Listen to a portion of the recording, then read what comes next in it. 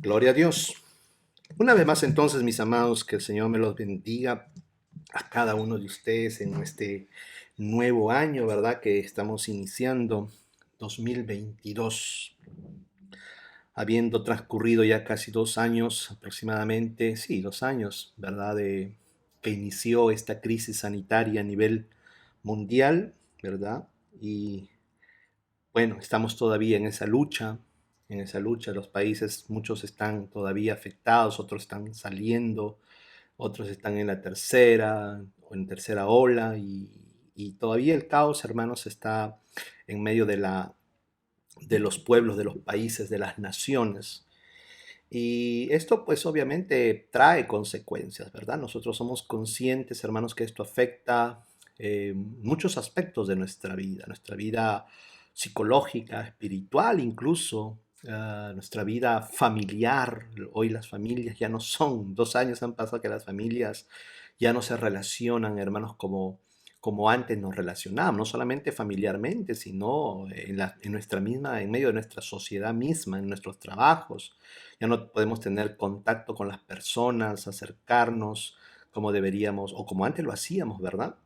Entonces, todo eso, hermanos, ha cambiado. Mire, la forma de vivir, las costumbres han cambiado, cambiaron de un día para otro. Y esto obviamente ha afectado no solamente a los seres humanos comunes y corrientes, sino aún a nosotros como pueblo de Dios, como pueblo de Dios.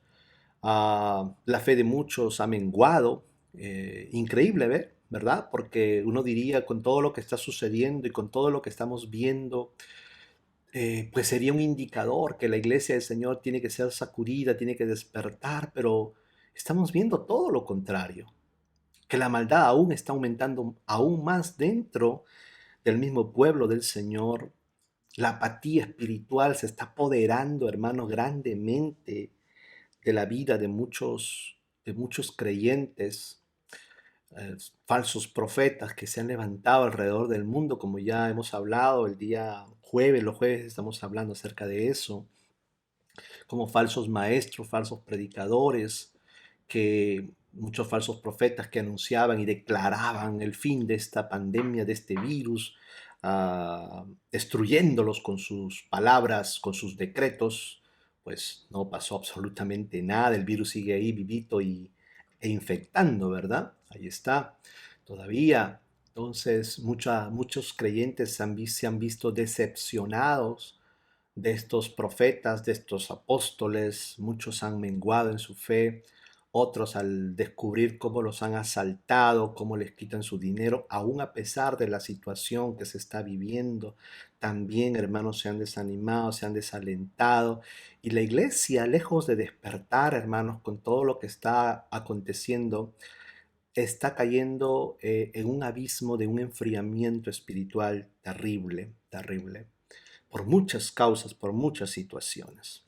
Entonces, creo que ninguno de nosotros es ajeno, hermanos, a todo lo que está aconteciendo. Recuerde que la venida de nuestro Señor Jesucristo será como ladrón en la noche. Esto quiere decir que vendrá de una manera repentina. Claro que habrán ciertas señales que nosotros tenemos que tener en cuenta, ¿verdad? Eh, Cuando leemos Mateo 24 hay que tener mucho cuidado cuando leemos Mateo 24 porque Mateo 24 casi diríamos, todo lo que nuestro Señor Jesús habló en Mateo 24 se cumplió en el año 70. Él habló acerca de que todo lo que él había mencionado se cumpliría en esa generación. Y se cumplió, efectivamente. Todo lo que él dijo en Mateo 24 se cumplió. E incluso la destrucción del templo y la destrucción de Jerusalén en el año 70 por Roma fue una manifestación del Hijo del Hombre, viniendo en ira sobre su propio pueblo, en juicio sobre su propio pueblo. Fue una venida, una manifestación, obviamente no visible, ¿ok? Pero fue un juicio donde el Hijo del Hombre, el Mesías, ejecutaría un juicio sobre su propio pueblo. Y eso se cumplió. Entonces lo que queda es la manifestación visible y gloriosa, la venida visible y gloriosa del Hijo del Hombre, ¿ok? A este mundo, para instaurar su reino glorioso, su reino milenial, su reino, y luego pueda venir el reino eterno. Entonces, hermanos, conforme a este orden de ideas y de todo lo que está sucediendo, quisiera compartir con usted un mensaje que el Señor ha puesto en mi corazón, ¿ok? Que podamos meditar en la palabra del Señor y podamos estar, hermanos, atentos y apercibidos a todo, no solo a lo que está ocurriendo, sino sobre todo, hermanos, a, a lo que la palabra del Señor nos advierte. Lo que la palabra del Señor nos advierte. Amén. Obviamente hay mucha especulación en cuanto también a lo que está sucediendo. Usted sabe que hay mucha gente y muchos predicadores y muchos pastores que tienen unas posiciones, diría, no lo sé si por ignorancia o no lo sé, pienso que sea por ignorancia o un mal entendimiento, quizás sería la palabra más correcta en cuanto a las Sagradas Escrituras, en cuanto, por ejemplo, a esta vacuna, ¿verdad? Que esta vacuna es la marca de la bestia y ha habido muchos creyentes que no se han querido vacunar y no se quieren vacunar porque piensan que esto es la marca de la bestia, ¿verdad? Porque está relacionado con el que no pueden comprar o no pueden entrar a ciertos lugares, hay ciertas restricciones. Y obviamente yo ya le he explicado que eso no tiene nada que ver, o sea, o por lo menos no es. No es que no tenga nada que ver, pero no es. No es la marca de la bestia. Aún, ¿ok? Porque la marca de la bestia no es una vacuna, ¿ok? Porque es una marca, algo que se tiene que ver.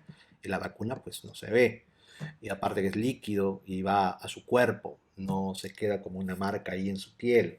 Y lo que la Biblia nos habla es una marca que será puesta o en su frente o en su mano derecha, y la vacuna pues no te ponen en tu frente y mucho menos, y bueno, sí, en el brazo o en el hombro te ponen, ¿verdad? Mayormente izquierdo. En cambio la marca es en la mano derecha. Claro que eso tiene también un significado simbólico, que no es materia de este mensaje. Pero todo lo que estamos viendo, incluso hermanos, todo eso, y la gente al darse cuenta del error y de la mentira y del engaño de sus líderes, pues muchos cristianos están a manos de alguna forma apostatando también de la fe, que no digamos de otras cosas que están influenciando, hermanos, la vida de la iglesia, la vida espiritual de los creyentes. Entonces, en cuanto a eso, vamos a hablar hoy un poquito. Y el tema para esta mañana que quiero compartir con usted, que se llama, o es un llamado para cada uno de nosotros, que se titula Huye por tu vida. Huye por tu vida. Huye por tu vida. Y vamos a leer nuestro texto base en la cual se basa este mensaje, valga la redundancia, que es Génesis capítulo 19, verso 17. La Biblia de las Américas dice de la siguiente manera: cuando los habían llevado fuera, uno le dijo: huye por tu vida, no mires detrás de ti y no te detengas en ninguna parte del valle, escapa al monte, no sea que perezcas. Que el Señor añada bendición a su palabra. Entonces el tema para esta mañana, hermanos, que quiero compartir con usted y que pueda el Señor sembrar su palabra en nuestros corazones, es este: huye por tu vida. Es un llamado de parte de Dios o una advertencia para nosotros, una exhortación para nosotros, e incluso podríamos llamar un mandamiento para nosotros como cristianos, como creyentes, el cual el Señor nos dice: huye por tu vida. Y en el contexto en el cual se escribió este pasaje, hermanos, que está en la Torá, en el libro de Génesis, se está refiriendo, y usted seguramente lo ha leído, ¿verdad? La historia de Lot. La historia de Lot. Lot, hermanos, que era sobrino de Abraham, se había apartado de su tío Abraham y había ido moviendo poco a poco sus tiendas hasta las ciudades de Sodoma y Gomorra, las ciudades que se encontraban en la planicie, ciudades prósperas. Dicen los historiadores, hermanos, que estas ciudades eran muy ricas, que ahí se efectuaban todos los los diríamos así, se desarrollaban las distintas actividades, hermanos, en la cual la gente se enriquecía en el comercio y una serie de cosas, se vendían animales, se vendían productos, se vendían una serie de las cosas que eran ciudades muy prósperas. Las ciudades de Sodoma y Gomorra, Hasma, Sebollín y Zoar eran ciudades, hermanos, muy prósperas, eran 5 ciudades en la planicie. Entonces dice que luego, después que se apartó de su tío Abraham, hermanos, fue moviendo poco a poco. Mire, su entrada a Sodoma y su establecimiento en estas ciudades fue de poco a poco. Dice que fue moviendo sus tiendas, fue moviendo sus tiendas. Recuerde que en aquellos tiempos, sobre todo los que vivían de una manera nómada, o sea, que no se establecían en un lugar específico, sino que iban vagando por el desierto, por distintas ciudades y se establecían fuera de las ciudades, ponían sus tiendas de campaña, ¿verdad? Sus carpas o tabernáculos. Ahí vivían ellos, y era, hermanos, la condición en la que vivía Lot, la que vivía Abraham también, igualmente Jacob, igual Isaac. Todos ellos vivieron en tiendas. Ninguno de ellos se estableció de una manera fija en ninguna ciudad, ni siquiera en Canaán mismo, a pesar de que Dios les había prometido, hermanos, la tierra de Canaán. Pero ni Abraham, ni Isaac, ni Jacob se establecieron, hermanos, en esta tierra. Y Lot, entonces, que era también igual como un beduino que iba moviendo, como un nómada que iba moviendo poco a poco, viajaba de un lugar a otro, se movía de un lugar a otro, fue moviendo sus tiendas hasta llegar a las ciudades de Sodoma y de Gomorra.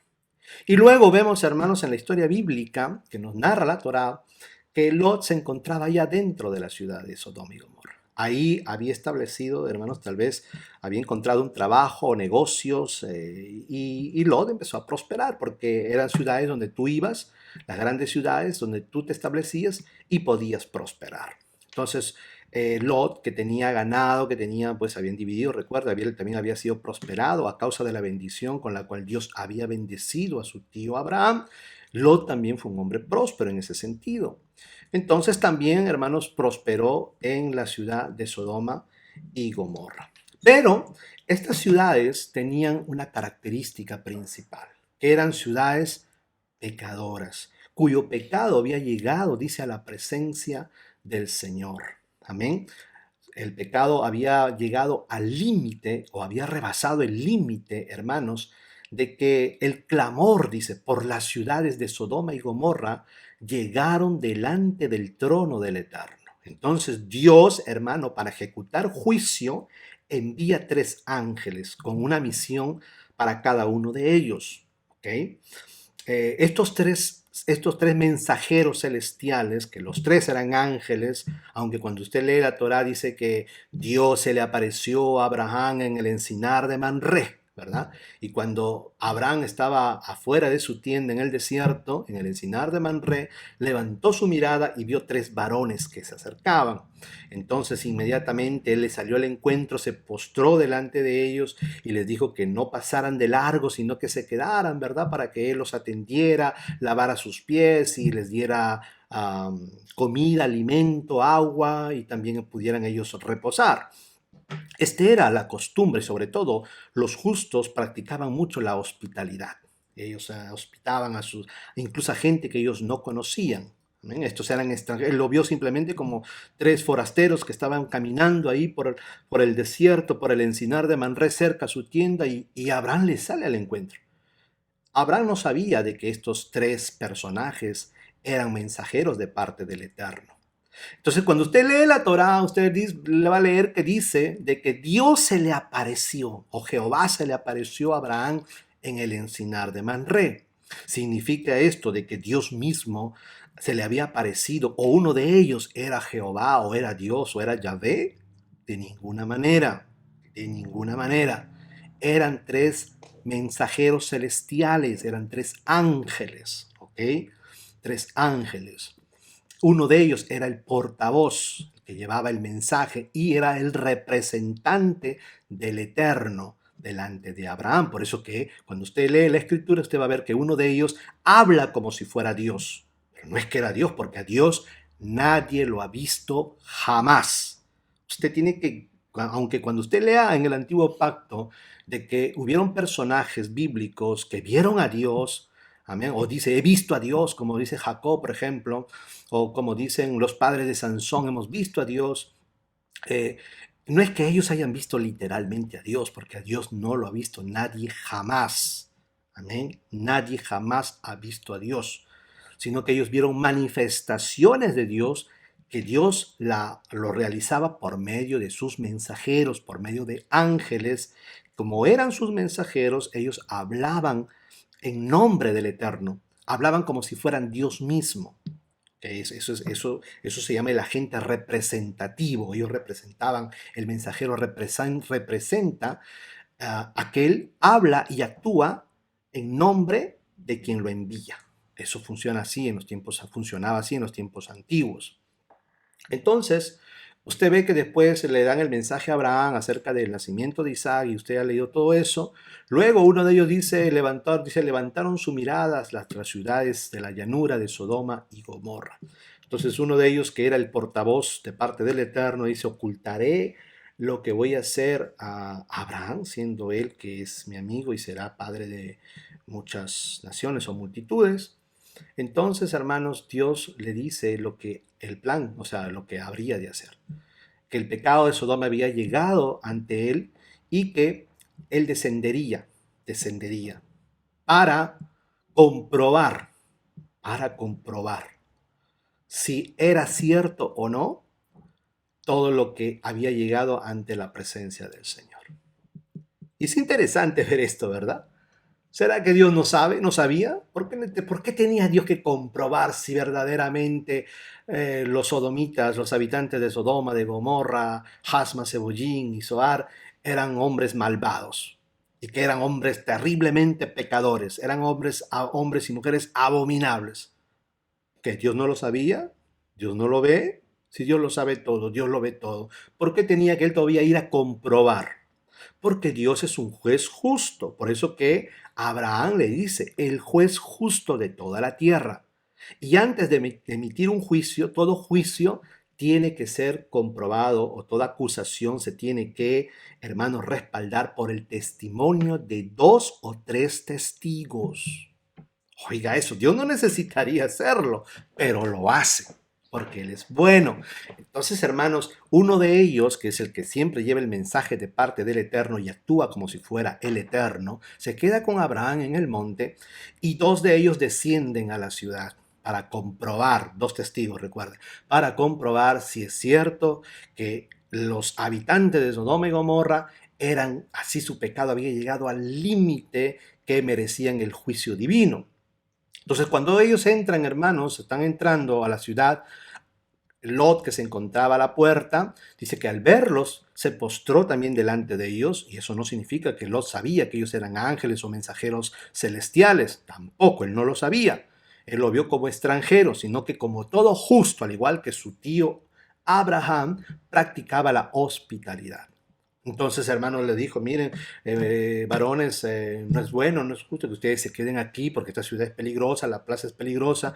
Por favor, les ruego que entren a mi casa, ¿verdad? Y yo les voy a dar ahí hospedaje. Al principio ellos no quieren, pero Lot insiste. Y así ellos entran, hermanos, a la casa de Lot. Y luego de que ellos están cenando en la noche y están conversando muy amenamente, dice que los varones de Sodoma, desde el más joven hasta el más viejo, rodearon la casa de Lot y le dijeron, sácanos a estos 2 varones que han llegado a refugiarse debajo de tu techo, que queremos conocerlos. Y esa palabra no significa, hermanos, que ellos querían saber quiénes eran o darles la bienvenida, ¿verdad? O querían presentarse y conocerlos. No, sino que esa palabra conocerlos es una palabra que se usa en el lenguaje hebreo para designar una relación sexual.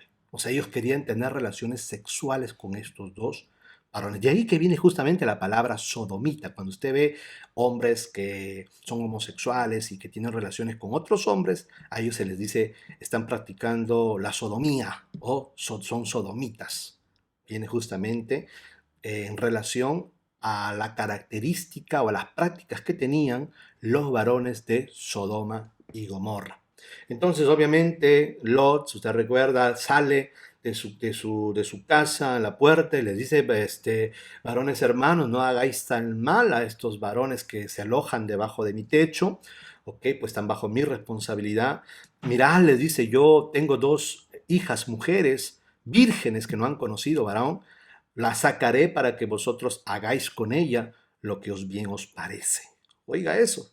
Mucha gente no entiende y dice, ¿cómo pudo haber hecho esto Lot con sus hijas, entregar a estos malvados depravados? No, es que, hermanos, la práctica de la hospitalidad era una cosa muy seria en esos tiempos y sobre todo que hombres violaran a otros hombres, pues era la cosa más degradante y más terrible que alguien podría realizar, el daño más grande que podría realizar a otro ser humano, sobre todo a un varón.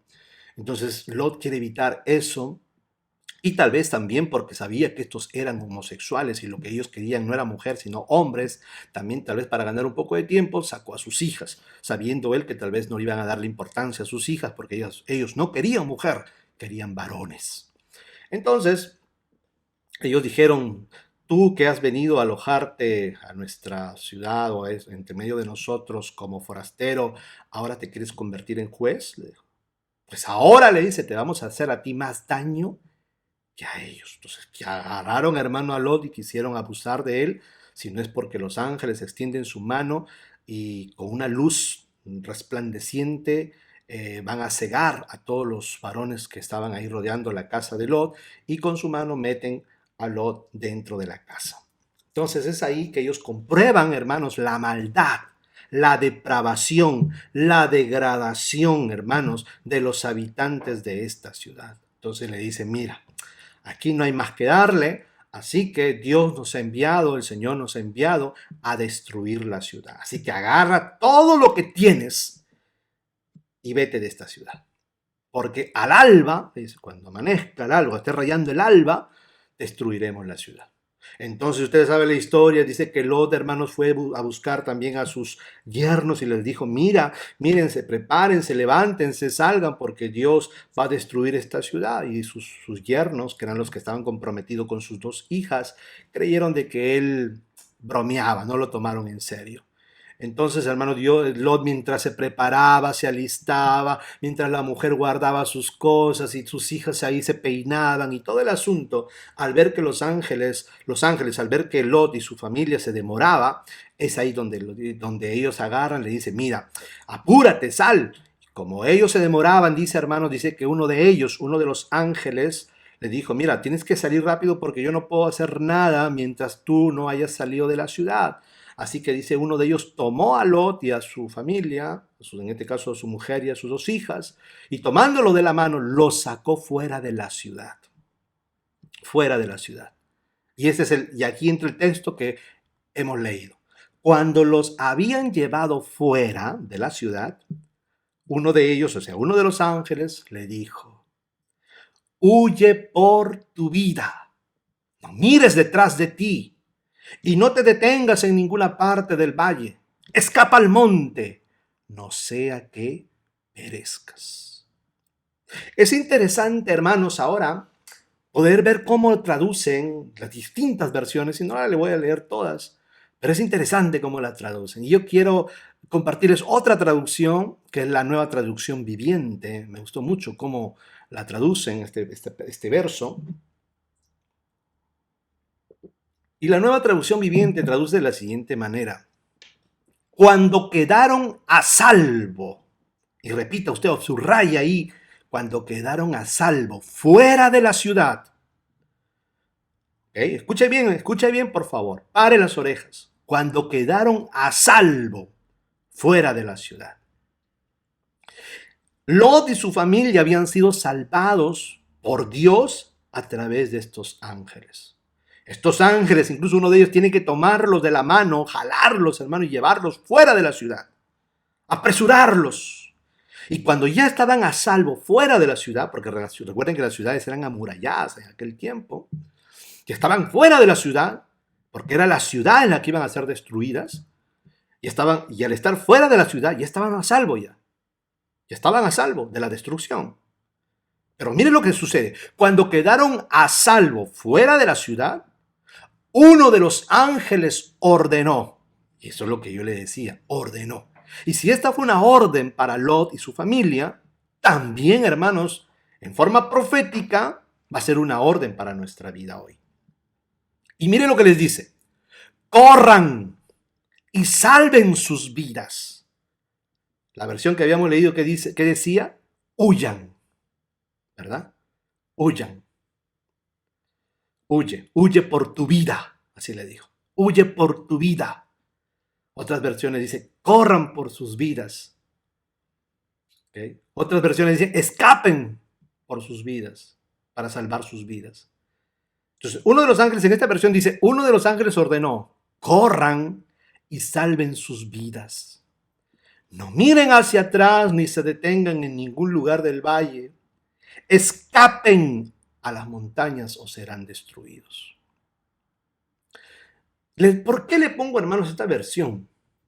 Porque es interesante de que Dios, hermanos, en su infinita misericordia, cuando usted lee el pasaje, este pasaje, de un verso adelante, usted va a ver que Dios tuvo misericordia de Lot y de su familia, y es por eso que el ángel lo agarra de la mano y lo saca fuera de la ciudad. Lo saca fuera de la ciudad. Estando ya fuera de la ciudad, Lot y su familia ya habían sido salvados. La salvación ya se había ejecutado de parte de Dios para con ellos. De tal punto de que no solamente, hermanos, ellos habían recibido el mensaje de parte de Dios a través de sus mensajeros, en este caso de sus ángeles, de lo que Dios habría de realizar como juicio a estas ciudades pecadoras. O sea, no solamente Dios le dijo a Lot que Dios, hermanos, que él habría de destruir esta ciudad, la habría de quemar con fuego. Oyeron ese mensaje, sino que Dios les dice que tenían que salir para ser salvados.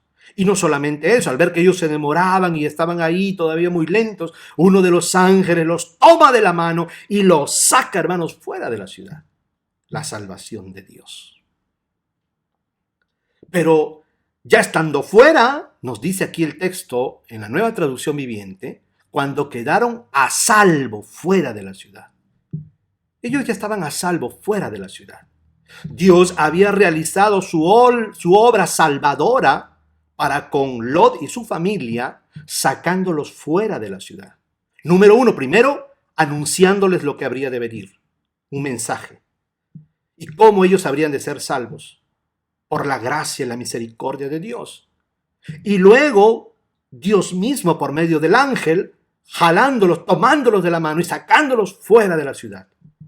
Y cuando los sacaron fuera de la ciudad, ellos ya eran salvos. Pero la salvación no quedó ahí, sino que vino una orden ahora para ellos, ¿okay? Para Lot y su familia, de parte de Dios por medio del ángel que le dice, corran y salven sus vidas. O como dice la versión que hemos leído, huye por tu vida o escapa por tu vida. No mires, y acá hay detalles, hermanos, que en un segundo momento, más adelante, en otra ocasión, vamos a ver los distintos detalles que le dice. No mires hacia atrás, no te detengas en ningún lugar del valle, escapa a la montaña o serás destruidos. Pero la pregunta es, habiéndolos sacado fuera de la ciudad, ¿acaso ya no habían sido salvados? Dios había ejecutado la parte que le correspondía a Dios de sacarlos fuera de la ciudad. Ya estaban a salvos, porque eso es lo que nos dice el texto, cuando quedaron a salvo fuera de la ciudad. ¿Y por qué no se quedaron ahí? ¿Por qué no hicieron ahí una campañita, verdad, fuera de la ciudad, una tiendita, y se quedaron ahí tranquilos, Lot y su familia? Sino que ahí no terminó la obra redentora o la obra de salvación. Dios ya había hecho su parte, todo lo que Dios tenía que haber hecho para salvarlos. Ya los salvó, ya los sacó fuera de la ciudad porque eran las ciudades las que iban a ser destruidas. Pero ahora les dice una orden. Corran. Y miren lo que dice esta versión. Y salven sus vidas. ¿Cómo? Pero si no, ya lo habían salvado. Sacándolo fuera de la ciudad ya los habían salvado. ¿Por qué ahora les dice huyan? Huye por tu vida o corre por tu vida. o escapen por sus vidas. ¿Por qué le dice eso? Porque la obra salvadora, hermano, Dios la realiza definitivamente. Dios hace toda la... Porque, mire, Lot no hubiese podido ser salvo si Dios no le anuncia lo que habría de hacer y no le dice cómo tendría que salvarse saliendo de la ciudad. Y no solo eso, sino que sería Dios mismo quien, jalándolos de la mano a través del ángel, los sacaría fuera de la ciudad. Estando ya fuera, ya eran salvos. Pero ahora correspondía hacer algo a ellos diríamos, para mantenerse salvos. Ya no para salvarse, sino para mantenerse salvos. Para mantener esa salvación que Dios les había regalado. ¿Y cuál era? Tenían que huir para salvar sus vidas. Tenían que correr, tenían que escapar lejos de esas ciudades. Y le dice, no mires hacia atrás ni te detengas en ningún lugar del valle. Escapa a la montaña. Si no lo haces, si no huyes, si no corres, si no escapas, si te detienes ahí, si te entretienes en el valle por cualquier motivo, y peor aún, si miras atrás, ojo, porque serás destruido. Ya te hemos salvado, ya te hemos sacado fuera, ahora corre, ahora huye, escapa, no te detengas, no te distraigas y no mires atrás. Ese es el mensaje. Entonces, por eso es que el título de nuestro mensaje del día de hoy, para nuestra vida de parte del Señor, es Huye por tu vida. Y recuerden, hermanos, de que Jesús de Nazaret nos recuerda y les dice a los judíos de su época que la venida del Hijo del Hombre, o el día del Hijo del Hombre, o la manifestación del Hijo del Hombre, sería como Noé y como Lot, los días de Lot. Dice, serán como los días de Lot, en que la gente compraba, vendían, plantaban, edificaban, hasta que Lot salió de la ciudad y llovió fuego y azufre del cielo y los destruyó a todos. Y luego, más adelante, en el Evangelio de Lucas, les dice más adelantito, les dice, acordaos de la mujer de Lot. Acordaos de la mujer de Lot. ¿Por qué? Porque le está diciendo, así será en el día cuando venga o se manifieste el día del Hijo del Hombre. Los que estén en Judea huyan a los montes. Y los que estén en el campo no regresen a tomar su capa. Huye, escapa. Y no mires atrás. Acuérdate de la mujer de Lot. Y esa advertencia fue para esa generación que se habría de cumplir en el año 70, con la destrucción de Jerusalén, cuando Roma invadiría Jerusalén y destruiría la ciudad de Jerusalén y el templo. Pero también es una advertencia para nuestra vida, en la cual ahora nosotros, después de haber sido salvados, después de haber recibido por gracia, hermanos, la salvación de Dios, usted y yo que hemos creído y por eso estamos aquí, por medio de la fe hemos alcanzado la gracia de Dios. Dios nos ha salvado por gracia. No nos ha salvado por nuestros méritos, no nos ha salvado por algo que nosotros merezcamos o hayamos hecho algo de bueno. No, no, no, no, no. Dios nos ha salvado por su gracia, por su misericordia. La gracia es el favor de Dios. Lo que se conoce como, en muchas traducciones le ponen favor no merecido. Era algo que nosotros no merecíamos. No merecíamos el favor de Dios. El favor de Dios es lo que la vez pasada nuestro hermano Wilber nos compartió. Que Dios haga resplandecer su rostro sobre ti. Ese es un hebraísmo para hablar de la gracia de Dios, del favor de Dios. ¿Okay? Cuando la bendición sacerdotal decía que el Eterno haga resplandecer su rostro, que el Señor te bendiga y te guarde, que el Señor haga resplandecer su rostro sobre de ti. es alcanzar el favor. Ese es un hebraísmo para decir que el favor de Dios esté contigo, que la gracia de Dios esté contigo, que Dios se agrade de ti. Pero si nosotros éramos vil pecadores, nosotros éramos hermanos hijos de ira, amontonando ira para el día de la ira. Nosotros éramos enemigos de Dios. ¿Cómo podíamos haber alcanzado la gracia de Dios? ¿Cómo hubiéramos podido alcanzar de que Dios haga resplandecer su rostro sobre nosotros si éramos vil pecadores? Si ofendíamos a Dios con nuestros hechos, con nuestras palabras, con nuestras blasfemias, con nuestra vida disoluta.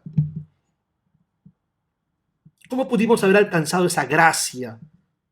Por eso que esa gracia de Dios, ese favor de Dios, de que Dios haga resplandecer su rostro sobre nosotros, la hemos alcanzado por medio de la fe en el Mesías. Cuando nosotros nos arrepentimos de nuestros pecados y pusimos nuestra fe, nuestra confianza, hermano querido, y nuestra obediencia en Jesús de Nazaret, y pusimos toda nuestra confianza en su obra redentora en la cruz del Calvario, no en nuestra justicia, no en nuestros méritos, Dios se agradó de nosotros. Cuando creímos que Jesús es el Hijo de Dios, el Mesías, el Rey de Israel, que Dios lo envió a este mundo, que murió en la cruz, que fue sepultado, pero que resucitó al tercer día por el glorioso poder del Padre. Cuando hemos creído eso y nos arrepentimos y nos bautizamos, la gracia de Dios vino sobre nuestra vida. Dios se agradó de nosotros.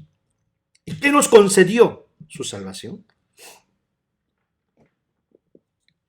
El regalo de Dios, mire, no merecíamos, lo que merecíamos era la muerte, la condenación, la destrucción. Merecíamos ser quemados, achicharrados en el lago de fuego, como mayormente se conoce como el infierno, ¿verdad? En el Gehenna. Eso es lo que nosotros merecemos. Pero hemos alcanzado la gracia de Dios, el favor de Dios, a través de la fe en el Mesías. La gracia de Dios, hermano, de que Dios haga resplandecer su rostro sobre nosotros, solamente la podemos alcanzar por medio del Mesías. No hay otra manera de alcanzarla. No es por nuestros propios méritos, no es por nuestros propios esfuerzos, es por medio de la fe en el Mesías y por permanecer en el Mesías, Jesucristo de Nazaret, alabado y bendito sea su nombre. No hay forma, porque todas nuestras buenas obras, dice el profeta Isaías, son trapos de inmundicia delante de ti. O sea que no es aún las cosas buenas que podamos realizar, hermanos, están manchadas por el pecado y son obras, son trapos de inmundicia delante del Señor. Mas cuando nuestras obras, nuestras buenas obras, nuestras obras de justicia están hechas en Cristo y solamente poniendo nuestra fe y nuestra confianza en Cristo para nuestra salvación, es un vestido de lino fino, blanco, limpio y resplandeciente. Sin Cristo, si queremos agradar a Dios por nosotros mismos, todas nuestras buenas obras que podamos hacer son trapos de inmundicia delante de Dios. No sirven, no valen.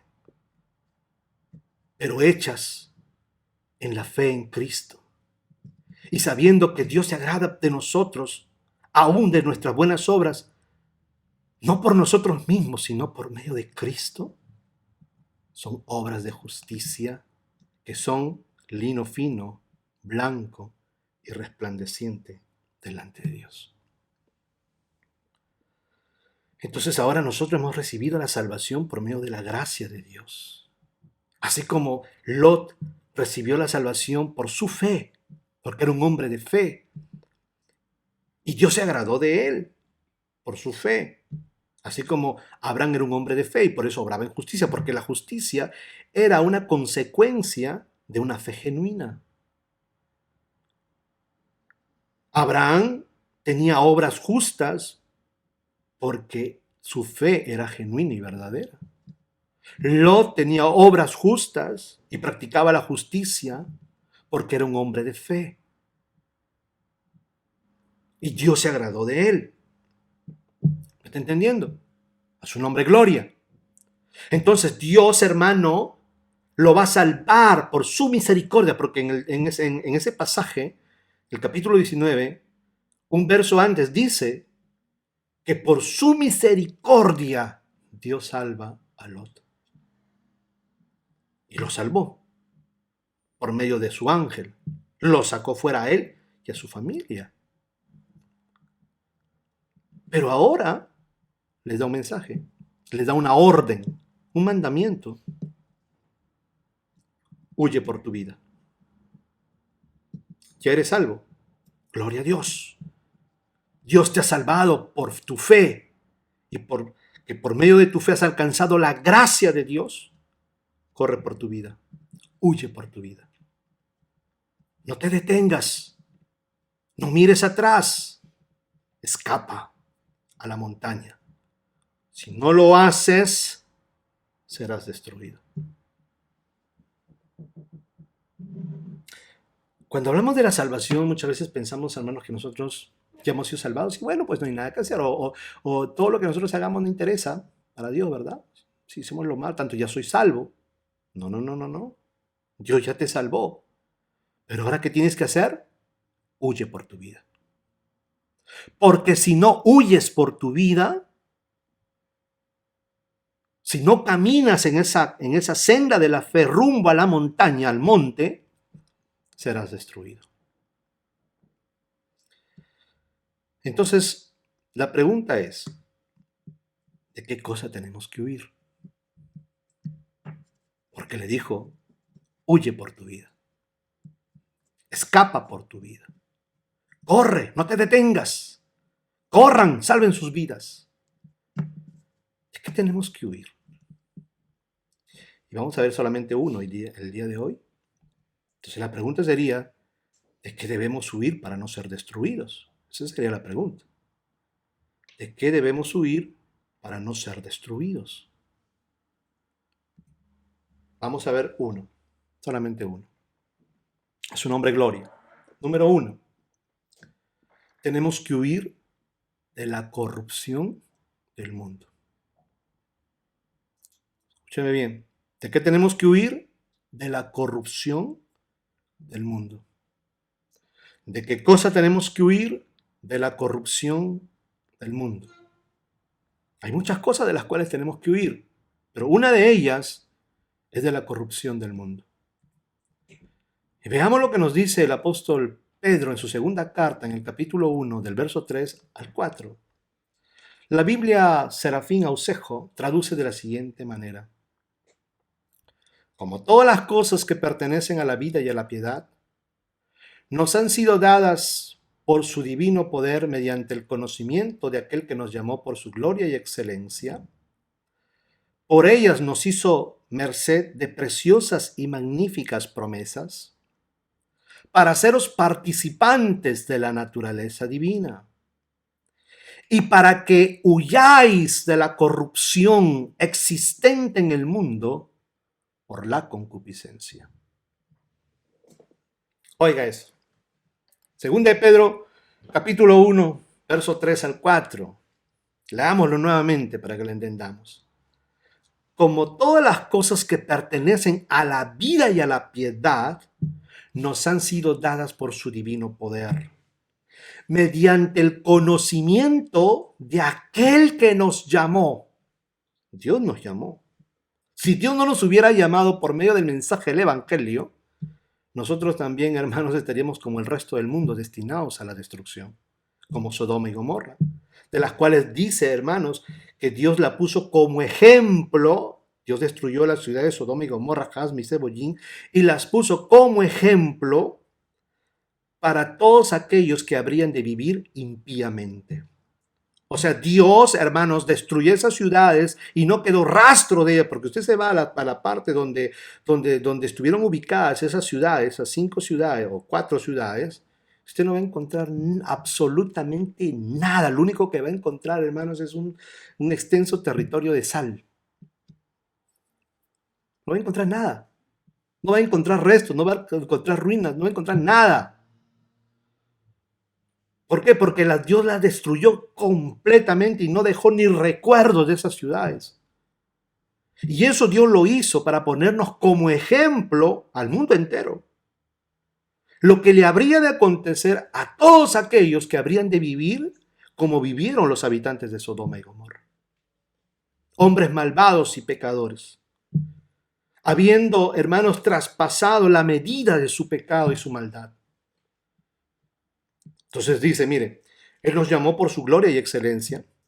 Por ellas nos hizo merced de preciosas y magníficas promesas. O sea, cuando nosotros hemos alcanzado la gracia de Dios, la misericordia de Dios por medio de la fe en el Mesías y en su obra redentora, Dios ahora nos concede, hermanos, magníficas y preciosas promesas para hacernos participantes, y una de las promesas es para hacernos participantes de la naturaleza divina.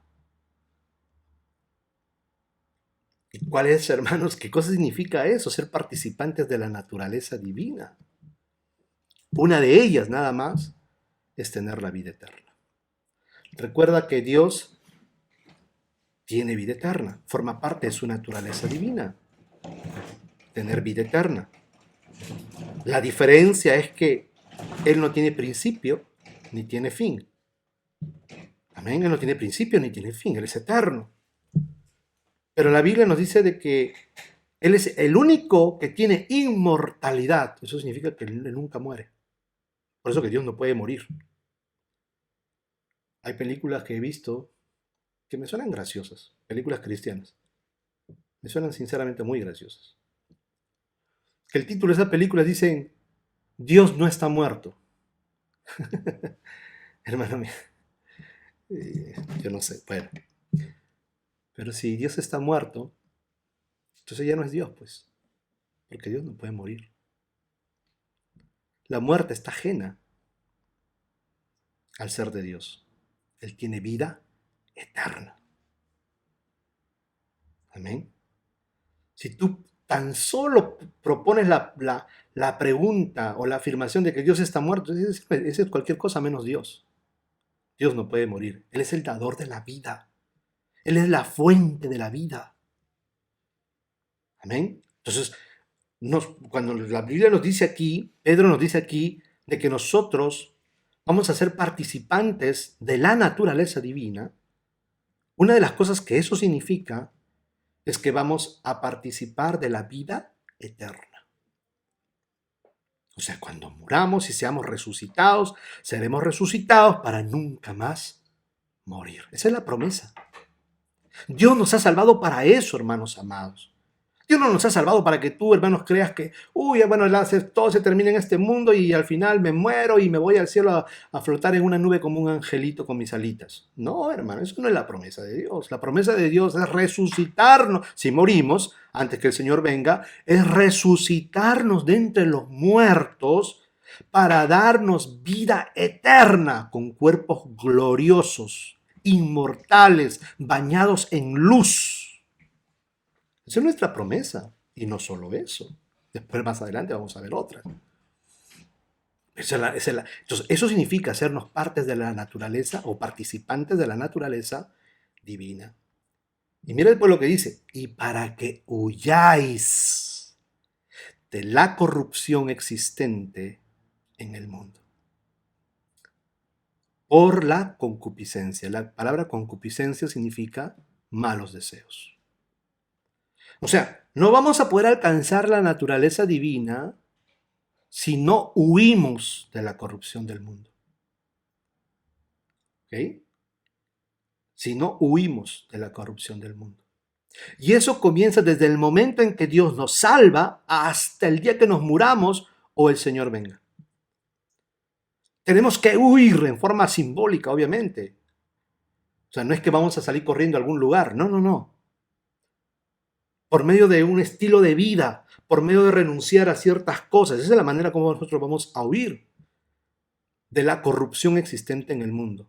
¿Por qué tenemos que huir? Porque así como Sodoma y Gomorra, el mundo de hoy, hermanos amados, está completamente corrompido.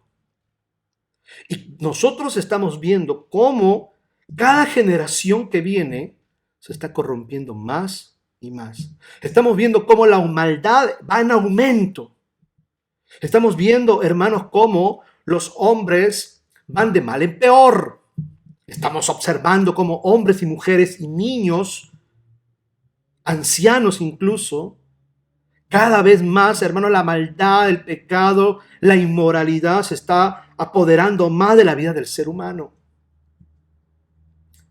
Y la inmundicia, hermanos, la iniquidad, la maldad en sus más altos niveles está llegando a todas las esferas de nuestras sociedades, política, cultural, religiosa, en todos los aspectos.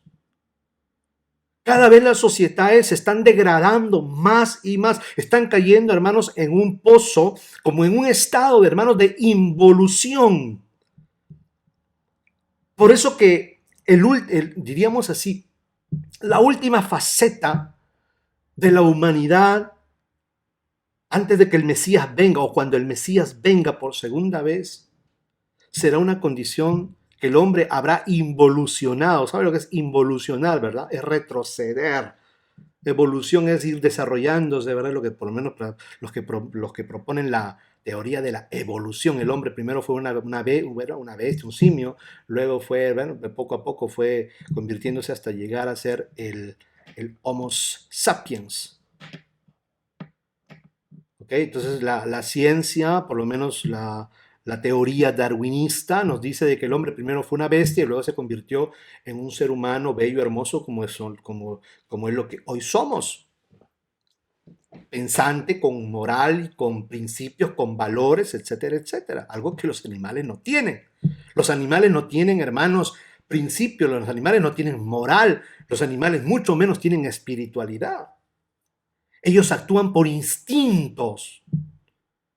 Amén. El animal, hermano, recuerde eso, por cuanto ellos no razonan, por eso se les llaman animales irracionales. Ellos no razonan, no piensan, no tienen moral, no tienen principios. Ellos se mueven por instintos nada más. Amén. Por eso, hermanos, que un león no le da pena almorzarse a un misionero allí en la selva africana. No le da pena. Y un animal, si se come a un niño, un león, un tigre, lo que sea, si se come a un niño, si se devora a un niño, no tiene remordimientos. Porque no tiene principios, no tiene moral. Ellos lo único que buscan es satisfacer sus necesidades. Y si tienen hambre, hay que satisfacerlas como sea. Y si llega el punto de que tengo que comerme a mis propias crías, pues me como a mis crías. Porque no hay principios. Entonces, el estado de la humanidad antes de la venida del Mesías es un estado que ha llegado, hermanos, en su decadencia, ¿okay? En su degradación, en su perversión, a ser como bestias. Es por eso que tanto al reino del anticristo como al mismo anticristo se le llama la bestia. Y todos ellos que adorarán a este personaje, que lo seguirán y que se postrarán ante él, serán igual que él, hechos a semejanza de él. Entonces la sociedad es lo que estamos viendo ahora, hermanos, cómo se están perdiendo los principios, se está perdiendo la moral, se está perdiendo el respeto. Las nuevas generaciones que están saliendo, hermanos, ya no tienen respeto por los adultos ni por los ancianos. Ya, hermanos, no hay lo que nosotros conocemos como educación, ya no hay principios morales. En la calle usted puede ver cómo dos jovencitas, dos adolescentes se pueden estar besando, hermanos, en una fermata, en una parada del autobús o de la tranvía, delante de niños, como dos hombres. Yo lo he visto, hermanos, aquí en la estación de Firenze, en la estación central de Firenze, he visto como dos varones de aproximadamente casi 40 años con su barba y todo, dos varones bien vestidos, hermanos, se encontraron, se abrazaron y se comenzaron a besar en la boca. De la vista y paciencia de todos, habían niños, habían mujeres, habían ancianos, y nadie dijo nada. Se ha perdido ya, se están perdiendo los principios, se está perdiendo la moral y sobre todo se está perdiendo la espiritualidad. Se está perdiendo la fe, se está perdiendo, hermanos, la creencia y la fe en Dios. Las nuevas generaciones ahora cada vez son más ateas. ¿Por qué? Porque Dios, hermanos, y sus leyes, Dios y su palabra son un obstáculo para que el hombre saque, hermanos, a relucir su naturaleza pecaminosa. Las leyes divinas o las leyes que están inspiradas, hermanos, en los principios cristianos, en la palabra del Señor, son un obstáculo para que el ser humano viva de una manera disoluta como ellos quieren. Y de esto nos habla, hermanos, la palabra del Señor. Mire cómo dice la Biblia al día en este pasaje de Pedro. Dice, así Dios nos ha entregado sus preciosas y magníficas promesas para que vosotros, después de escapar de la corrupción que hay en el mundo, debido a los malos deseos, lleguéis a tener parte en la naturaleza divina. Esta versión me gusta mucho más. Porque mire, la parte de llegar a tener parte en la naturaleza divina la pone al final, teniendo la idea más clara de lo que es la salvación en sí.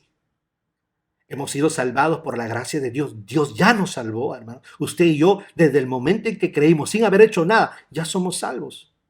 Pero ahora, ¿qué tenemos que hacer? Huye por tu vida. ¿Y de qué tengo que huir? De la corrupción del mundo. Huye de la corrupción del mundo. ¿Qué tengo que hacer? ¿Me tengo que ir a un convento? ¿Me tengo que meter, hermanos, a una cueva a vivir en el desierto? No, no, no, no, no. Ahora vamos a ver qué significa huir de la corrupción del mundo. Por eso, mire, así dice esta versión, la Biblia al día traduce, así Dios nos ha entregado sus preciosas y magníficas promesas para que vosotros, nosotros, después de escapar, diga conmigo después de escapar de la corrupción que hay en el mundo, debido a los malos deseos, lleguéis a tener parte en la naturaleza divina. Gloria a Dios. El apóstol Pablo nos resume y da una lista extensa cuál es la condición del ser humano caído pecador. Y en el capítulo 1, hay, desde el verso 1 usted lo puede leer, como cuando los hombres detienen la verdad de Dios por medio de la injusticia, usted ve cómo el hombre se va degradando. Para que usted entienda un poquito, la máxima degradación del ser humano es cuando comienza a degradar sus cuerpos. El hombre comienza a degradar primero su espíritu, cuando se aparta de Dios, o cuando se entrega o cambia la verdad de Dios por la mentira, en este caso, por las imágenes, por los ídolos, por las estatuas. Cuando adora ídolos o adora cualquier otra cosa que no sea el único Dios verdadero, el creador del cielo y de la tierra, ahí comienza, hermanos, su estado de degradación en su espíritu. Luego viene la degradación de lo que podríamos llamarle así la degradación del alma, que es de la parte interna, la parte de la moral, de los sentimientos. Pero la máxima degradación del ser humano llega cuando degrada su espíritu, degrada su alma y luego degrada su cuerpo. Cuando cambia y le da un uso a su cuerpo para el cual Dios no lo ha establecido. Por eso que usted ve aquí, cuando usted lea en su casa el capítulo 1, hermanos, usted va a ver cómo los seres humanos que no reconocen a Dios o no le adoran a Dios ni le dan gloria, sino que cambian la verdad de Dios por la mentira, honrando a las criaturas antes que al Creador, el cual es bendito por los siglos de los siglos, Dios los entrega a sus mentes depravadas. De manera que ellos que cambiaron la verdad de Dios, ahora ellos también, hermanos, van a corromper su propio cuerpo. Van a deshonrar sus propios cuerpos. Van a perder su dignidad, hombres y mujeres. De esta manera las mujeres, dejando el uso natural, se fueron por la lujuria, se fueron a actos contra natura. Y al igual los varones, dejando el uso de las mujeres, dice, se encendieron en sus pasiones, hombres con hombres. Y así deshonraron sus propios cuerpos. Ese es el estado máximo de la degradación del ser humano. Y eso es lo que hoy en nuestros días estamos viendo. Cómo incluso por medio de leyes se está promoviendo, eso es lo más terrible. Una cosa es, hermano, que bueno, que cada quien por el engaño del pecado, tal vez cada quien elija su orientación sexual, que le llaman, ¿verdad? Por el engaño del pecado, cada quien pues y viva su sexualidad como le da la gana, pero otra cosa es que se promueva este tipo de cosas, que se avale este tipo de cosas, que se enseñe incluso, hermanos, este tipo de cosas por medio justamente de esto que hoy se está poniendo muy de moda, que es la ideología de género, donde el ser humano puede dar rienda suelta a sus propios deseos y puede ser lo que quiere. No solamente la mujer puede ser hombre ni el hombre puede ser mujer, sino que hasta puede ser, si tú quieres, si te sientes un animal, puede ser un animal, si te sientes, hermano, qué sé yo, un insecto, puede ser un insecto. Está el transgénero, está los, ¿cómo le llaman? El transraza, creo que le llaman, los que son negros, si tú eres negro y te crees blanco, tú eres blanco y nadie te puede contradecir eso. O si tú eres blanco y te crees negro, tú eres negro y nadie te puede contradecir eso. Están los transgéneros y otro tipo, hermanos, de el transhumanismo también. Entonces, hermano, estamos llegando a este punto en que los hombres están, ¿ha visto usted cómo se están degradando los cuerpos? Cada vez se están cambiando los cuerpos, se hacen operaciones y usted ve hoy las mujeres, incluso de las moda, las artistas de cine, hermano, y de televisión, cómo se hacen operaciones para ocultar los años de su edad, se hacen lipoescultura, se ponen senos, se ponen nalgas, se ponen, hermano, una serie de cosas y van distorsionando aún sus propios cuerpos. Entonces, Romanos, y vamos a leer del verso 29 hasta el 32 nada más, dice, para que Pablo describe cuál es la condición del hombre caído, apartado de Dios, dice, y se han llenado de toda clase de maldad, perversidad, avaricia y depravación. Están llenos de envidia, homicidios, disensiones, engaño y malicia. Son chismosos, calumniadores, enemigos de Dios. Son enemigos de Dios, hermano. Hoy los seres humanos se han vuelto enemigos de Dios. Insolentes, soberbios y arrogantes, inventores de males, se rebelan contra sus padres, son insensatos, desleales, insensibles, despiadados, saben bien que según el justo decreto de Dios, quienes practican tales cosas merecen la muerte. Sin embargo, no solo las siguen practicándolas, sino que incluso aprueban a quienes la practican, aplauden a quienes la practican. Entonces, Pablo aquí nos está describiendo cuál es la característica de un mundo depravado, de un mundo corrupto, de una humanidad degenerada, de una humanidad que está yendo al camino de convertirse en bestias, que ya no van a vivir según la razón, ya no van a vivir según los principios y las leyes espirituales del Creador, sino que van a vivir como animales, sin moral, sin leyes, haciendo lo que sus malvados corazones les dictan, engañados por el pecado y el diablo, que el Señor los reprenda. Y su máximo exponente y representante de esta humanidad apóstata, enemiga de Dios y depravada, será este líder mundial que vendrá, la cual la Biblia lo llama la bestia.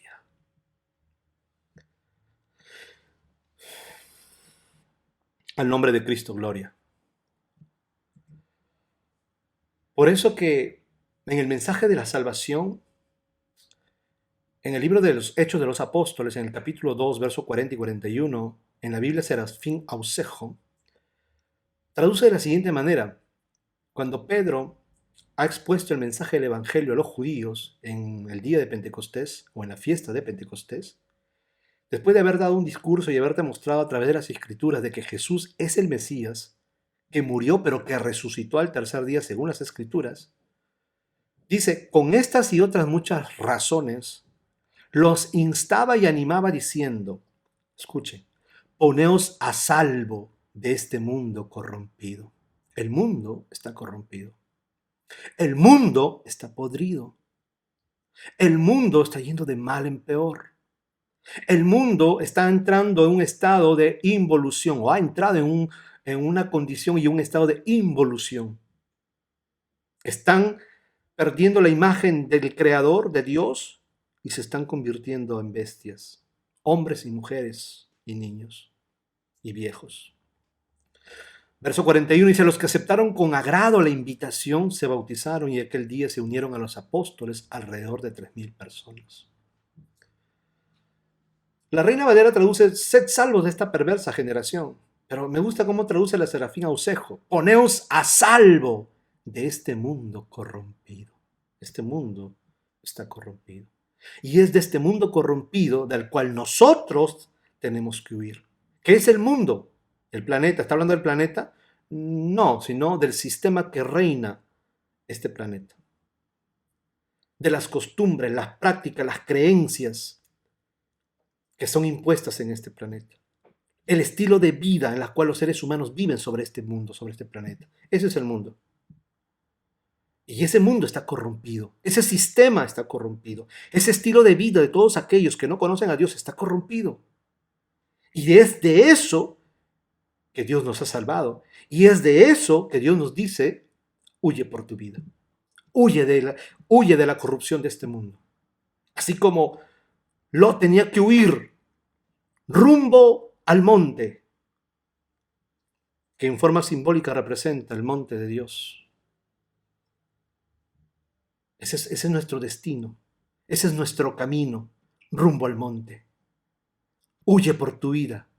Yo recuerdo un hermano me contaba, hermanos, que vivía cerca de la playa y me decía que cuando había terremoto, una vez fue un terremoto fuerte en Perú y las autoridades comenzaron a anunciar de que se habían visto que el mar se estaba retirando y que se venía pues un tsunami, un maremoto. Y toda la gente, hermanos, ahí agarró, que agarraron sus hijos nada más, lo que pudieron, y rumbo, dice ahí, porque habían cerca, había cerros, rumbo a los cerros, rumbo a los montes, para ser salvos de esa inundación que se venía, de ese gran maremoto, esas olas tremendas que habrían de inundar este pueblo.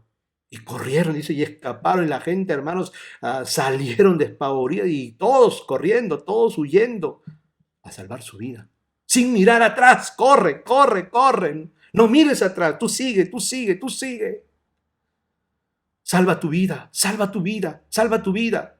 Ya te salvaron desde el momento en que te anunciaron de que se venía un maremoto. Con eso ya te salvaron.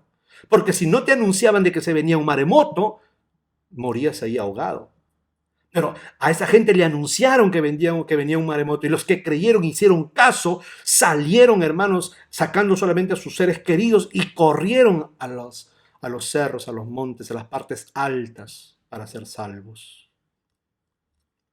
Y eso es lo que se nos anuncia a nosotros. Ya se nos salvó desde el momento en que se nos anunció el mensaje y creímos y nos bautizamos. Pero no debemos quedarnos ahí. Ahora corre, huye por tu vida, huye de la corrupción de este mundo. Huyamos de la corrupción de este mundo. Romanos capítulo 12, verso 2, la Nueva Traducción Viviente traduce de la siguiente manera, hermanos, y miren cómo dice, no imiten las conductas ni las costumbres de este mundo, más bien dejen que Dios los transforme en personas nuevas al cambiarles la manera de pensar. Entonces aprenderán a conocer la voluntad de Dios para ustedes, la cual es buena, agradable y perfecta. ¿Qué significa huir de la corrupción del mundo? Huir de la corrupción del mundo no significa, hermanos, salirnos de este planeta e irnos a otro planeta por ahí, ¿verdad? O irnos al desierto y no tener contacto más con la civilización que está corrompida o meternos a un monasterio como hacían antes dentro de lo que es y hasta ahora lo hacen las iglesias católicas, la iglesia católica con los monasterios. No significa eso. Sino que entendamos en nuestra mente y en nuestro corazón lo que el Señor le dijo a sus discípulos. Vosotros estáis en el mundo, pero no sois del mundo. Eso es lo que tenemos que entender. Que estamos en este mundo, pero no somos de este mundo. Y como no somos de este mundo, no debemos imitar las conductas ni las costumbres de este mundo. Eso es huir de la corrupción del mundo. Huir de la corrupción del mundo significa no imitar las conductas ni las costumbres de este mundo. Huir de la corrupción del mundo significa no vivir de la misma manera de aquellos que no conocen a Dios. No imitar sus conductas, no imitar su estilo de vida, no imitar, hermanos, sus anhelos, sus deseos, porque nosotros tenemos valiosas y preciosas promesas que Dios nos ha hecho. Al nombre de Cristo, gloria. Por eso que Dios, cuando sacó al pueblo de Israel, antes de meterlo a la tierra de Canaán, les dijo que no debían imitar las costumbres de los pueblos paganos, que no debían imitar las costumbres de los pueblos que estaban en Canaán, que habitaban Canaán, que no debían imitar las costumbres de los pueblos que estaban alrededor de la tierra prometida, porque ellos serían un pueblo especial. Ellos tenían que vivir de una manera distinta, según las normas y las leyes que Dios les había dado. Y de esta manera serían ellos luz para las naciones. De esta manera serían ellos la sal de la tierra. Leas el libro de Levíticos, capítulo 18, 19. Ahí les dice, no imitéis las conductas y el estilo de vida del resto de las naciones, porque son abominación delante del Señor. Pero cuando nosotros vemos hoy, hermanos, la iglesia del Señor hoy más que nunca, en estos últimos tiempos, está siendo influenciada grandemente por la conducta y las costumbres de este mundo. La manera de vivir, la manera de pensar, la manera de actuar, la manera de hablar, la manera de comportarse, aún la manera de lo que ellos desean, todo eso se ha introducido en el mundo, en la iglesia, dentro de la iglesia del Señor. Hoy los cristianos buscan y anhelan las mismas cosas que los que no conocen al Señor anhelan y desean. Dentro de las iglesias, hermanos, los cultos se realizan anhelando e imitando las mismas cosas que se hacen en el mundo. Hoy los que tienen el don de cantar, por ejemplo, y que han formado ministerios de alabanza, que antes, hermanos, no interesaba quién cantaba, ni nos interesaba quién era su nombre, sino que hacían canciones inspiradas por el Espíritu de Dios y ministraban de una manera maravillosa al pueblo de Dios y nos llevaban a la presencia de Dios.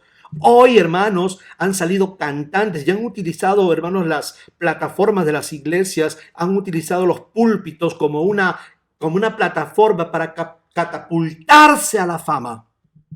Ahora ellos buscan, estos cantantes cristianos buscan el aplauso de la gente, buscan el dinero, buscan la fama, buscan el reconocimiento, incluso no solamente del mismo pueblo cristiano, sino del mundo mismo.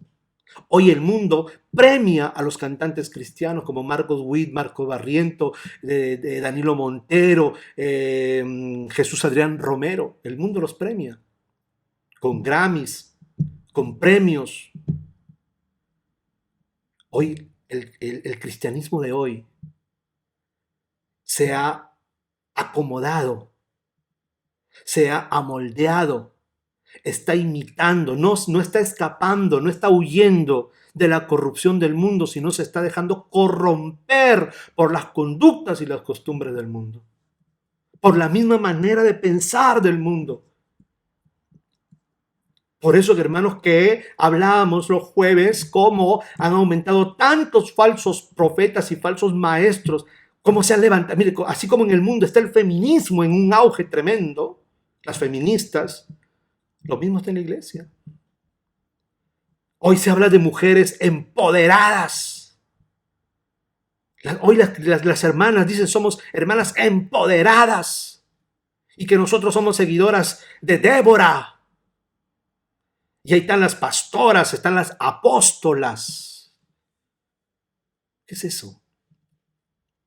Eso es que se han dejado corromper por este mundo.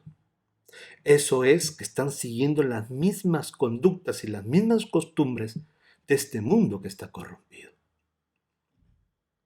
Y hoy la iglesia está corrompida. Hay más mundanalidad dentro de la iglesia que espiritualidad. Hay más carnalidad dentro de la iglesia que espiritualidad. Hoy en los cultos tienen que usar estrategias mundanas para atraer gente y para entretener a la gente y la gente no se vaya. Qué palabra de Dios, qué presencia de Dios. Entonces, ¿cómo debemos huir de este mundo? No imitando las conductas ni las costumbres de este mundo, más bien dejando que Dios nos transforme en personas nuevas. ¿Cómo? Al cambiarnos la manera de pensar, porque todo parte de cómo pensamos. De la manera como pensamos, así vivimos y actuamos. Entonces aprender a conocer la voluntad de Dios para nosotros, la cual tiene 3 niveles: buena, agradable y perfecta. Los 3 niveles de la voluntad de Dios. Y no solamente los cantantes buscan eso. ¿Qué cosa busca el mundo? Poder, fama, riqueza. El 90% de los pastores de las congregaciones de hoy buscan fama, poder, riqueza. Por eso que ya no se contentan con ser llamados pastores. Ahora quieren ostentar títulos jerárquicos como reverendos, apóstoles, profetas, patriarcas. Hay un apóstol de Guatemala, de palabra miel, que se hace llamar que él es el Melquisedec. Ya no solamente se ha contentado, ya no se contenta con ser apóstol, un supuesto apóstol, porque ninguno de esos son verdaderos apóstoles, sino que ahora dice que él es Melquisedec. Y así cada otro se hacen llamar patriarcas, hermanos. Ya no saben qué llamarse. ¿Por qué? Porque ¿qué buscan? Fama, poder, riqueza. ¿Y eso es lo que busca, y eso es lo que nos manda el Señor a buscar? No. Eso lo busca este mundo corrompido. Por eso nosotros tenemos que huir de estas cosas. A su nombre, gloria. Filipenses capítulo 2, 15 dice de la siguiente manera. Filipenses capítulo 2, verso 15 dice de la siguiente manera en la Nueva Traducción Viviente. Para que nadie pueda criticarlos, lleven una vida limpia e inocentes, como corresponde a hijos de Dios, y brillen como luces radiantes en un mundo lleno de gente perversa y corrupta. ¿Se da cuenta cuál es el llamado de Dios? Cuando nosotros vivimos como corresponde a los hijos de Dios, con una vida limpia, inocente, de esta manera, cuando nosotros brillamos como luces radiantes, de esta manera es que estamos huyendo de la corrupción del mundo. Cuando no nos conformamos, cuando no nos adaptamos a la corriente de este siglo, de este mundo presente. Entonces ahí nos convertimos en la luz del mundo, porque el Señor Jesús le dijo a sus discípulos, vosotros sois la luz del mundo.